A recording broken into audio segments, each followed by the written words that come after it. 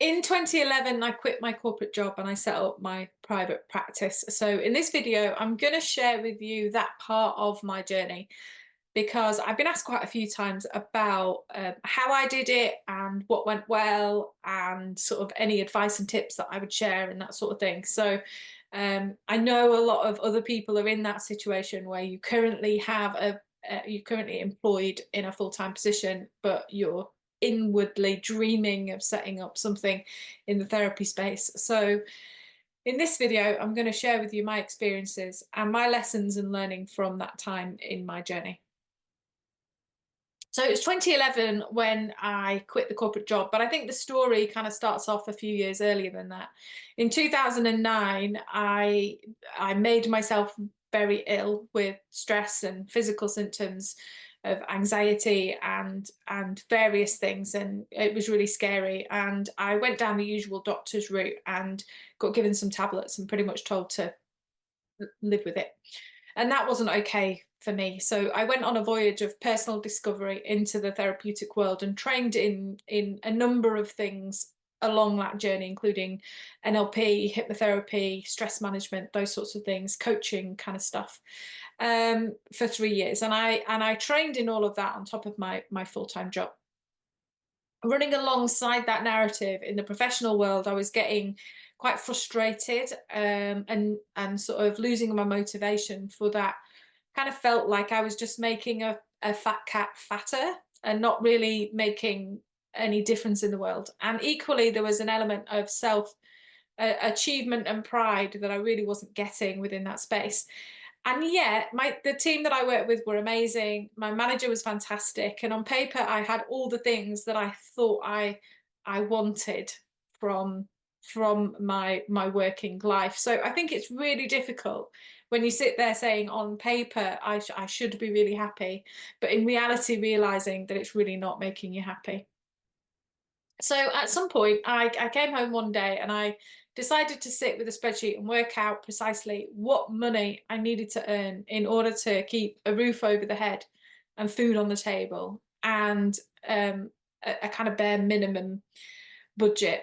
And that was quite scary, but I then realized that that what was doable, I guess.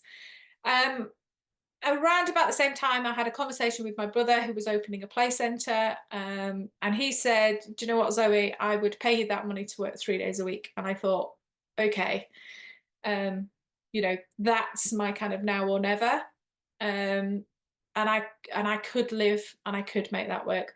So I went in and I quit my corporate job. I set up Refresh Minds with £750 at the time, and a determination to just make it work. I was incredibly naive as to what it takes in order to build a business, but I had this deep down desire that I didn't want to be in the corporate world anymore, and I really did want to make a difference. Looking back at that point, what would I have done? I think one thing that I would have done is, like, looking back now, I have no idea what I did with the income that I used to get as a corporate wage. It is bonkers. Um, I wish that I'd kind of stayed in that environment and saved up a bit more of a pot of money to invest in Refresh Minds at the beginning. I didn't do that. And I wish that I'd kind of spent a little bit more time doing a bit of the research in terms of building Refresh Minds and what I was going to do and how I was going to do it whilst earning that corporate wage. That would have been a good thing to do, but I didn't. I just went in and quit. um, so then after that, Refresh Minds, I started working 3 days a week, which was over in Lancashire, and I live in Yorkshire. So I used to commute over for 3 days in Lancashire and then come back to Yorkshire on the other days and then try and build a business. So the business side of things, it took me quite a long time to get everything together. I did what most people do at the beginning, obsessing over websites and logos and names and things like that, all of which really don't make much difference in a business. And then going about telling people what I was doing via the usual methods of spamming people on Facebook and that kind of stuff. It took me in reality 6 months before I got a client, any clients. things like a leaflet I was putting together, and it took me like 3 days to put together a leaflet, and everything just took so long, and a lot longer than what I ever anticipated that it would.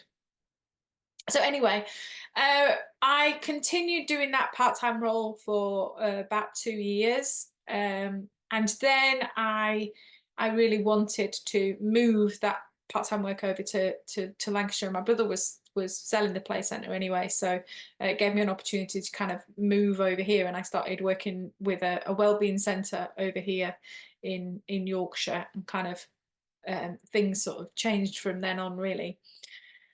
My advice, what would I tell people who were going through that same situation and thinking that the corporate world isn't for them anymore, and they want to make that leap into the helping professions and into something that is a self-employed venture? Um, I think I would say that the things that you think matter don't really matter so much.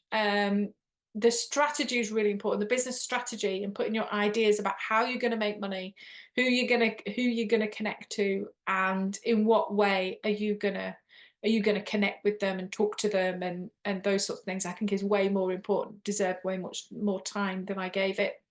And that's partly the passion behind starting Build It Brilliant in 2020, was around helping people with that business building journey, and why I wrote the Build It Brilliant Blueprint book, to kind of pass that knowledge back to people who are looking at taking that same journey.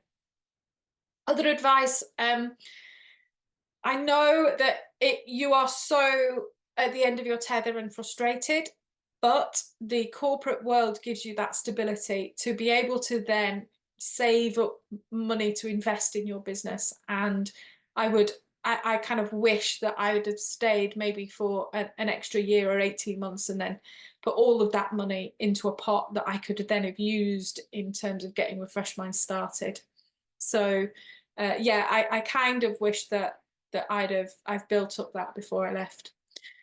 I think as well that on one hand the naivety worked, because the naivety of building your own business kind of gave me that confidence to take the leap and quit my job.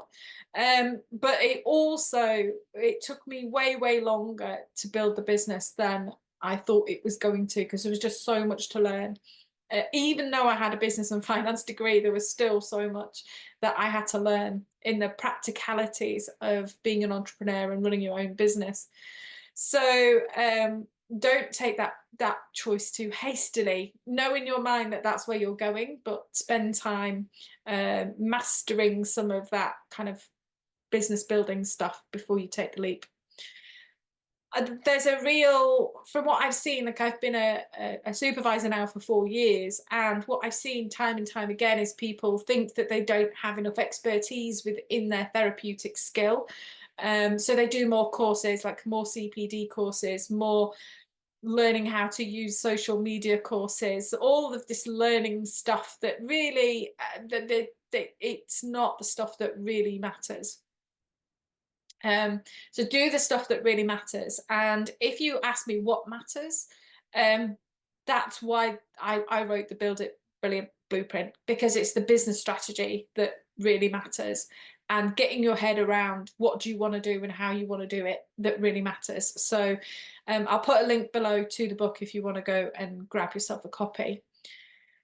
So that is it for this video. I hope you found that really useful in sharing my story and my lessons learned and what I did and what worked and didn't work.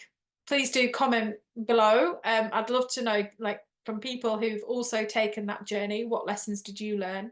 What were your experiences in taking that journey?